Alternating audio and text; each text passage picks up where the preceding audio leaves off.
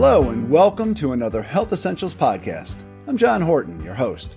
Biologically speaking, we all start from two ingredients, one sperm from a man and one egg from a woman. That's the basic recipe for creating human life. But like any recipe, success depends on the quality of the ingredients, which is why we're going to spend today talking about sperm health. Studies show that sperm health has been in a steep decline around the world for the past 50 years. Lower sperm count and reduced motility, or the ability of sperm to swim, are two significant factors behind this infertility trend. But there are ways to improve sperm health, as Urologist Raevti Bole is with us to explain. Dr. Bole is one of the many experts at Cleveland Clinic who join our weekly podcast to talk about health issues affecting our lives, or, in this case, our ability to create life. So let's learn what we can do to improve sperm health and address the growing issue of infertility.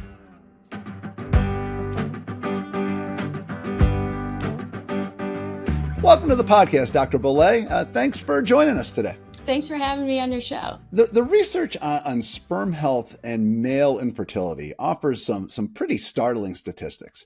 But I want to kind of set those broad numbers aside here for a moment and talk to you about what this data means for individual people. I imagine you sit down and talk with a lot of patients who are just really concerned about their ability to start a family. Yeah, this is a really big part of my practice in male sexual and reproductive health.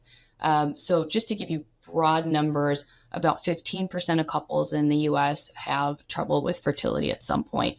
And there's a slightly broad, but also slightly specific definition of what that means. But in general, we're talking about couples who've tried for a whole year to conceive with unprotected intercourse, and they haven't gotten pregnant. Importantly, that also means that the female partner is under the age of 35.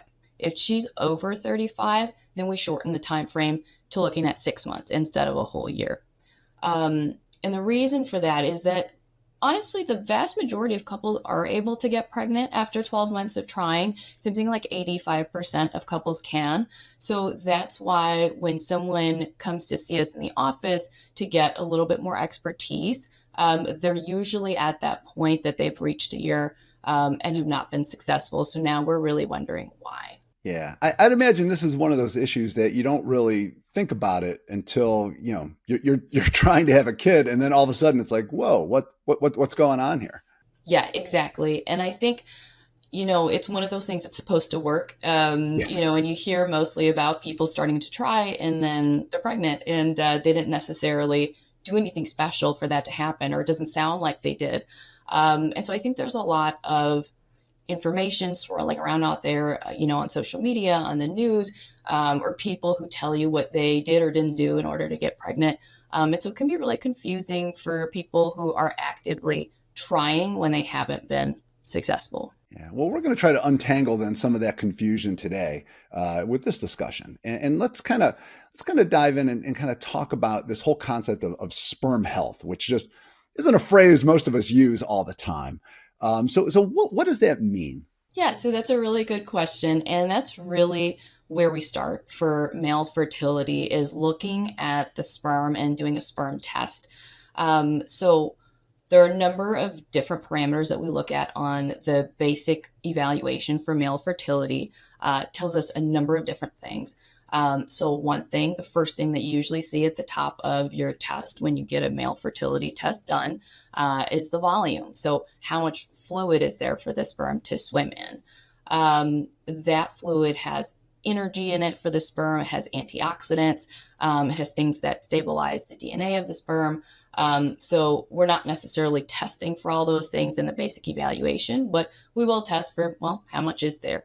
More is better, it sounds like. Yeah.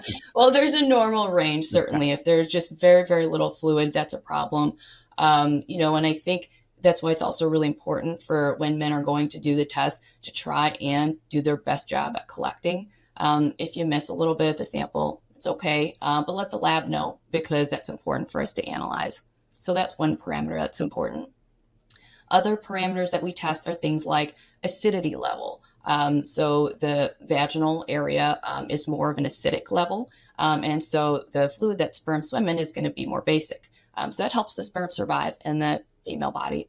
So that's something else that we test in that basic report. Then we test the concentration of sperm. So how many sperm are there in the ejaculation? And it's a crazy number. It just sounds like so many. It So, is. Like yes, what the number I average. read, like 200 million to 500 million, which is just mind boggling that all of that is in there. Yeah, I mean that would be probably more on the upper end, but yes, there's a whole range, and yeah, it is mind-boggling. I think that's the exact right word to say when you think about how many sperm, are available, and they're all trying to get to one egg. So that's a big number for us. Other numbers are going to be how many of the sperm are swimming. So you actually only need 40% of the sperm in the ejaculate to be swimming, because of course they're going to be at different stages.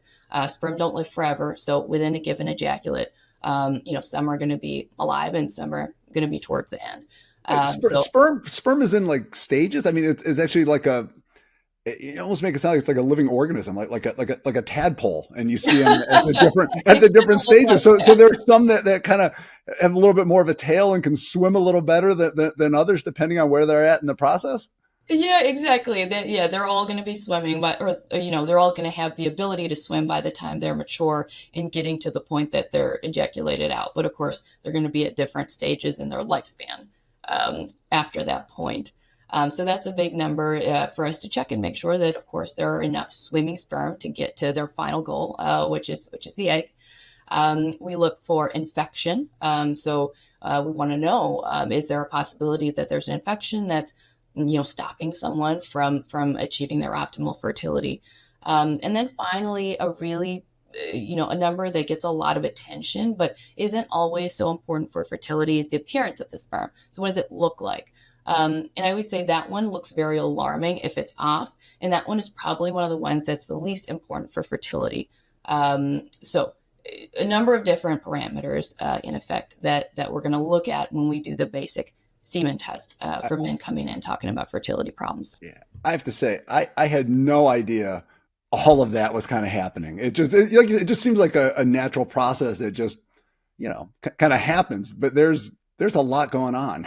There is, and I think even within one guy, month to month, depending on what he's been doing, what his stress level is, diet, exercise, even within one person, those numbers are going to vary a lot. So one thing that I think we don't always talk about is if you get one sperm test and it looks a certain way, that's almost like a snapshot in your life at that point.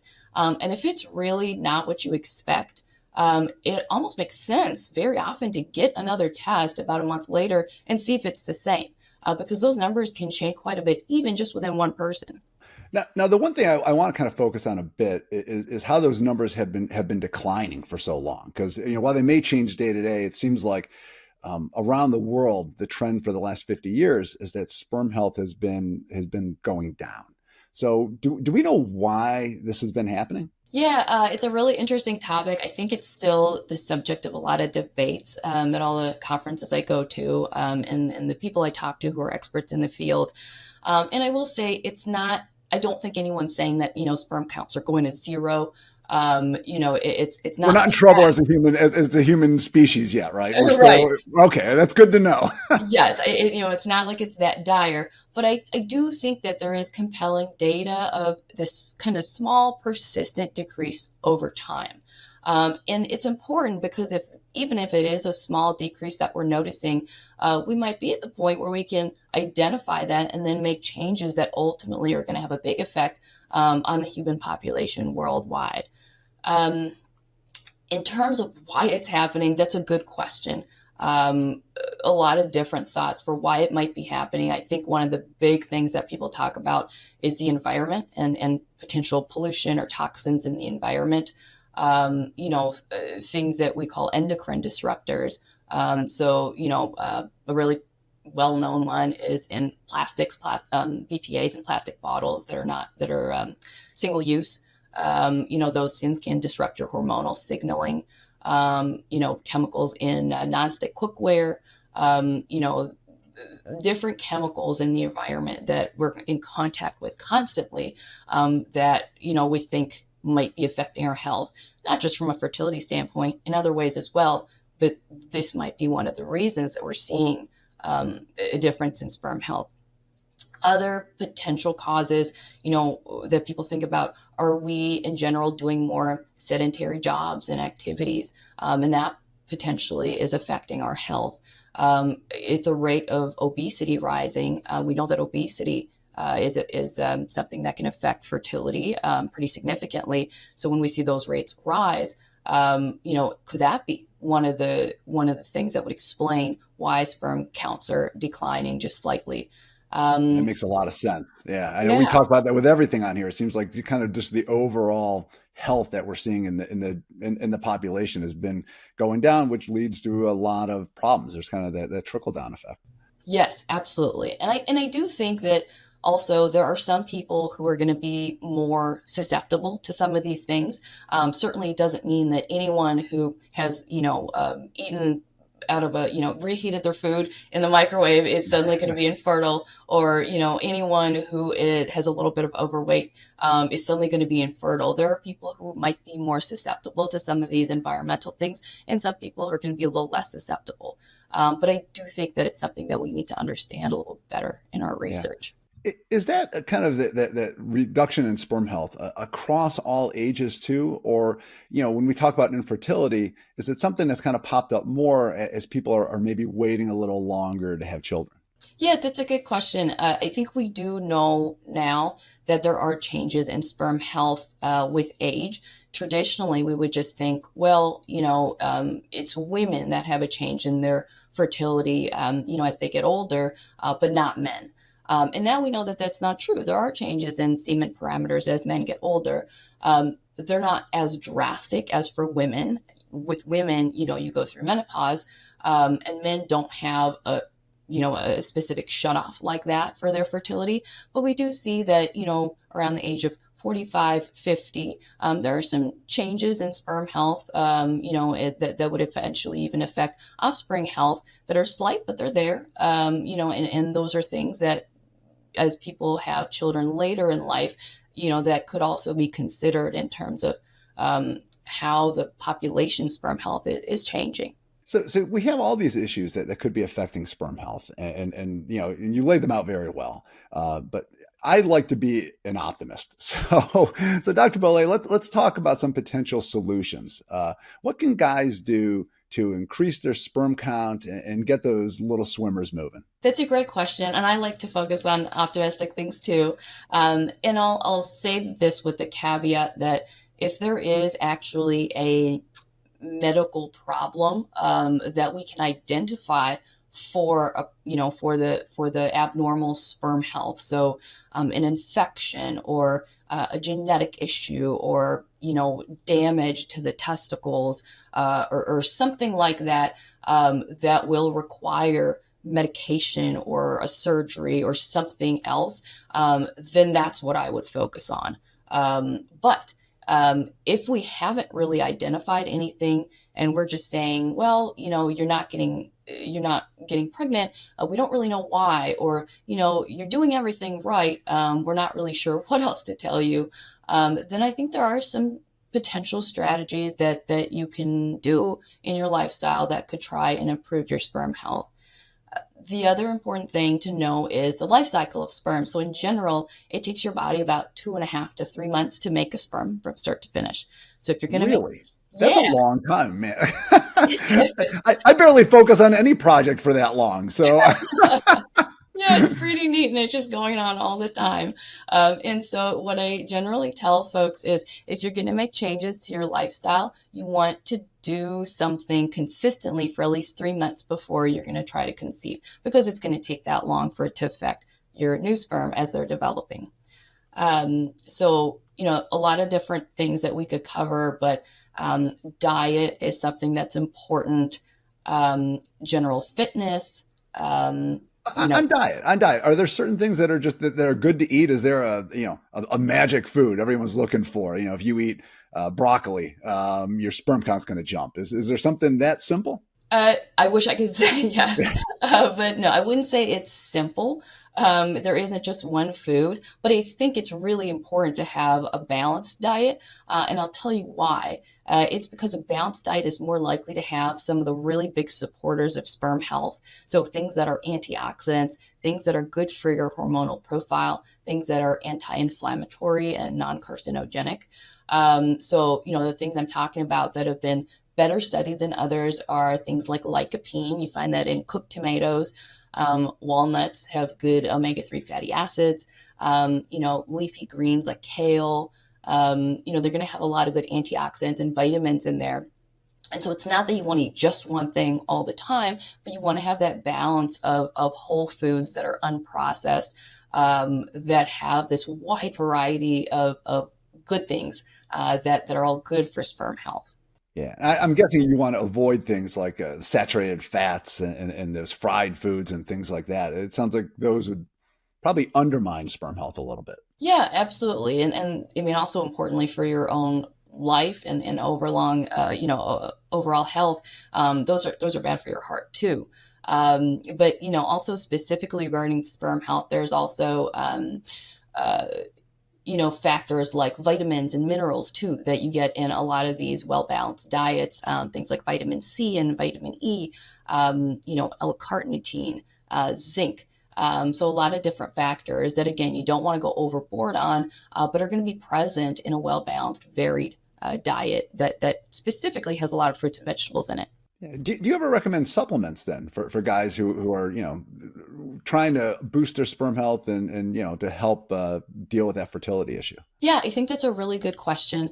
I think most fertility specialists would say that a good quality, men's multivitamin is a good idea. But the reason for that is that it's very difficult for a lot of people to know exactly what they're eating. And supplements essentially are designed to balance out any deficiency that you might have in your diet. So if you're not quite sure whether your diet's well balanced or if you're eating a very specific diet. So now I hear about a lot of people just eating protein. They're eating chicken all the time. Yeah. They're not really eating too many vegetables. They're going super low carb, not a lot of fiber or something like that. Then you might need a supplement with some antioxidants in it, because normally you'd be getting those from fruits and vegetables and maybe you're not. Or if, for example, you're on a mostly plant-based diet, then maybe you're low in some of the cofactors that you typically get in animal products. So in that case, you either have to intentionally eat plant-based foods that have those factors, or maybe that's where you take a supplement. So I think it's very individual as well. Now let's get into some of the other factors since we kind of touched on diet, the other things that you can do to address sperm health. And I think you were going into fitness. So I think it just getting out, exercising a little more might help things along. Yeah, absolutely. And so there's good research in terms of weight. And so that's part of the reason that fitness can help. So we know that obesity will disrupt hormonal balance. It's pro-inflammatory. It can impair metabolism. There's some data to show that for every 20 pounds of extra weight, there might be a 10% increase in the risk of fertility problems. Wow, that does seem like a pretty direct correlation there. Yeah. So, fitness is part of that. Of course, it's good for your cardiovascular health, but it can be good for your fertility too, which is not always something that we know about or talk about. Other things that are important, sleep. Sleep deprivation is bad for your immune system. It's bad for your hormonal signaling. Ideally, you want to be getting 7-8 hours of good quality sleep a night if you can. Okay. I think earlier you had mentioned stress. I take it that's the sort of thing too that can also, I guess, undermine your sperm health. Yes, that's a big one. It can really affect sperm production, even in someone healthy. And there have been studies looking at, populations of men who are otherwise healthy and looking how their sperm count varies over different stressful time periods in their life, for example. And it'll really affect the sperm numbers. And I understand that, especially for couples who are struggling with fertility problems, it's difficult when you say, "Well, don't stress about it." Don't stress about the thing you're stressing about. Yeah. Yes, exactly. And I feel like we all know of couples who have, tried actively to stop stressing about conceiving, and then that's when they get pregnant. And I think there is some truth to that because stress in the body is bad for your hormones, and hormones are important for sperm health. And so that can really be thrown off balance if you're just living in a state of constant stress, whether it's from fertility problems or even from job stress or relationship stress or any other kind of stress in your life. It really takes a toll. So do a little yoga if you're a guy and you're having some issues right now. Maybe, bring things down a little bit, calm down, and, just relax. Yes, just relax. As easy as that sounds. Let's talk about the vices too, because I know we all kind of have them. But I'd imagine things like alcohol, tobacco use, marijuana use, which is on the upswing. I'd imagine those all can play a role too. Yes, absolutely. I would say in terms of alcohol, most of our data showing that this affects fertility in a bad way is from regular or chronic or alcohol overuse. So multiple drinks several days a week, not as good for sperm health, apart from other things, of course. The occasional, drink, one or two drinks once in a while is likely okay as far as we know. But effectively, alcohol is causing stress in the body. It's not good for your liver. And so large amounts at some point could overwhelm your system and then ultimately downstream affect your sperm health. And what about smoking? Tobacco, marijuana, I take it those are probably not great for it. Yeah, exactly. So we have good data in terms of smoking cigarettes. So that's actively going to damage sperm DNA. With marijuana, I think we have more and more data now and probably more coming out as people talk more about it, about using it, especially at younger ages. There are things probably that we don't know now as well as we will know in the future. But there are animal models of marijuana use showing that chronic use can affect testicle function. It can affect sex drive. So what I say is, in general, if you can avoid having extra chemicals in your body, you want to try and avoid that, especially around the time that you're trying to conceive. Do you have patients where they've kind of come in and they're having, they have a low sperm count and they cut some of those things, they go alcohol free for a stretch or decide they're going to stop smoking. Does it make an immediate difference? Yeah, so so with immediate, I would say the soonest you would know, of course, is 3 months. But yes, if you can make a sustained change, and that actually means cutting it out, then yes, and it depends on what parameter you're looking at. So smoking is a good example, which we talked about that affects the DNA of the sperm, and smoking can cause damage to that DNA. And that's something you can check the level of after cutting out smoking, or introducing an antioxidant into your diet. If you can do that consistently for at least 3 months, then absolutely it makes a difference. And another issue I know we hear about a lot are steroids. And there's guys that they want to get buff, they want to do whatever, and maybe they dabble in some of that. Can that, obviously, I'm guessing it has an immediate impact, but can it also have a long-term effect if you did that early on and then, years later you're trying to get pregnant? Yes. So steroids, like taking testosterone, for example, that's going to suppress your testicle function. And I think a lot of times I'm surprised by folks who didn't know that or weren't told that. A lot of times I hear of guys saying, "Oh, well, I thought I was boosting my testosterone." Yeah. But in fact, what you're doing is suppressing your natural production of your testicles. And so you're not intending for the testicles to also stop making sperm, but that's effectively what happens. The sperm count gets driven way, way, way down. Now, in most cases, you are able to stop the testosterone and then recover your testicular function. But certainly, if you've been on it for a long, long period of time, it gets difficult for your body to recover. And then, in some cases, some men aren't able to recover. And those tend to be men who might have been predisposed to infertility and then went on testosterone. And then the two things together made them just susceptible to long-term or permanent fertility problems. Yeah. And you said that's just testosterone. That's we're not even getting into like the anabolic steroids and things like that. Yep, exactly. So testosterone will be the best studied, but certainly the other steroids would work similarly All right. in Now, terms of effect. yeah, something you hear about all the time too are cell phones and laptops. Like, you have that phone in your pocket all day, and it's going to drive down sperm count. Or you're sitting on the couch, you have the laptop on your lap, and you're frying them. Is tech really going to make a difference with what's going on down there? Yeah, that's a good question. I think in terms of the studies we have, um, the data on something like electromagnetic radiation from cell phones is a little weaker. But I would say in general, it's such a sort of weak signal that even moving the phone 3, 4 inches away from where the testicles are would help. So, you know, I don't think that it would have a major effect on sperm health, but Yeah. it's probably easy enough to move it to a different pocket, like a back pocket or Yeah. something like that.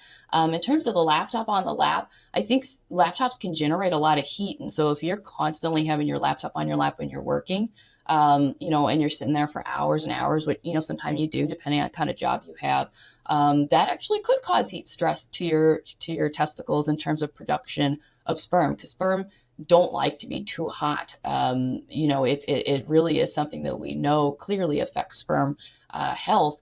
And so I think anything that you do repetitively and chronically, can have that ability to be too hot Yeah. for sperm. And that would include things like, saunas, hot tubs. If you're repetitively going to the sauna multiple times a week, that's going to be too much around the time that you're trying to conceive. So you just need to like cut it out for a little bit, and just it sounds like if you make these little changes, it's not going to guarantee anything, but it sounds like they'll improve your odds just ever so slightly. Yes, I would agree with that. Now, we're not talking about folks who have, again, some major problem or people with a sperm count of, it's not going to take your sperm count probably to zero if you get in the sauna, once in a while. But if there's a little thing that you can optimize, I think it makes sense. I mean, and the reality is we need one good swimmer out of that 100 million. So, I mean, whatever you can do to help that one, you should try. Yes, exactly. You do just need one good swimmer, ultimately. Yes. So, and finally, I think we need to get to the classic question that always seems to come up with this, which is does it make a difference whether you wear boxers or briefs? You always, tighty whities seem to get villainized a lot with this. So, I mean, are they truly an enemy to sperm health? That's a funny question, but yes, it is. It is a common question, and I would say no. As long as we're talking about standard underwear, there should not be a big difference, even with briefs, because they're not going to be constrictingly tight to push the testicles really tightly against the body. Hope not. If they are, you're wearing them That'd be wrong. uncomfortable for most people. But I mean, from if you were wearing something really constrictive or tight that would quite literally tuck the testicles right against the body, and you're doing that frequently, that might be too much. But I would say standard underwear, I would not be telling someone to change just for this purpose. All right, well that's good. So whatever your preference is, you can stick with it, and you'll be okay.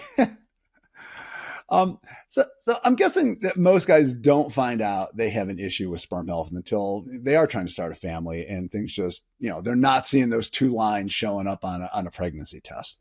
At what point should you go and see a doctor to see if there's something going on? Yeah, so I would say, when we look at most couples, they're able to get pregnant within 6 to 12 months, assuming that the female partner is under 35. So I would say if you're at 12 months of not using anything for contraception and you haven't, been able to get pregnant, absolutely, that's a good time.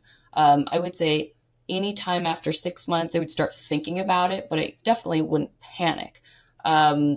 If your partner's over 35, then again, that time frame would be shifted a little sooner. So then you're going to only wait 6 months before you say, okay, maybe we need some more evaluation. And then certainly for any guys who have risk factors that they know about. So they know that they have had some kind of testicle surgery when they were little, that may or may not have done something, but they know that something was done, or they know that they had some sort of medication that was given to them and their doctor had mentioned a long time ago, well, this might affect your fertility. If you know something like that about your health, that would be a possible risk factor. So that would be a reason maybe to get in sooner. It seems like talking about fertility can just be a really difficult topic for a lot of folks.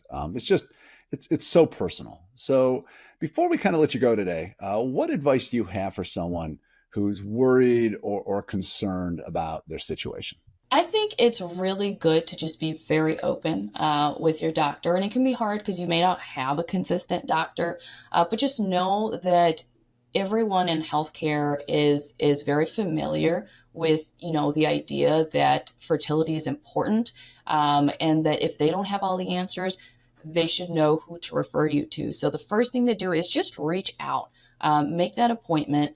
Especially if you think you fit one of the criteria that we talked about today in terms of the amount of time you've been trying to conceive, or if you have any other risk factors in your profile, and just tell them, hey, we've been trying to conceive, would you worry? Is there something we can do? And then let them tell you where best to go next. And then I would say, if you haven't been trying for long enough, if it's only been 1 or 2 months or something like that, 3 months, try really hard not to stress about it. Most people do conceive within a year, so the odds are in your favor, even if it does take the full, 6 to 12 months. And then the last thing I would say to most people is, in any way you can, support good research into this area. There's a lot that we don't know about fertility. And I think it's really important for us to study all these questions that people find so important, that we all in fertility find so important, so that we can find out together for the future. Well, Dr. Bole, you gave us some great advice today. And with any luck, we will see a baby boom, 9 months after this podcast. So thanks very much for coming in today and just giving so much great info. It's my pleasure. If you're a guy having trouble starting a family, know that you're not alone. It's estimated that 1 in 6 adults has some sort of fertility issue. Talk to your healthcare provider about options to improve your sperm health and increase your chances of becoming a dad. If you liked what you heard today, please hit the subscribe button and leave a comment to share your thoughts. Until next time, be well.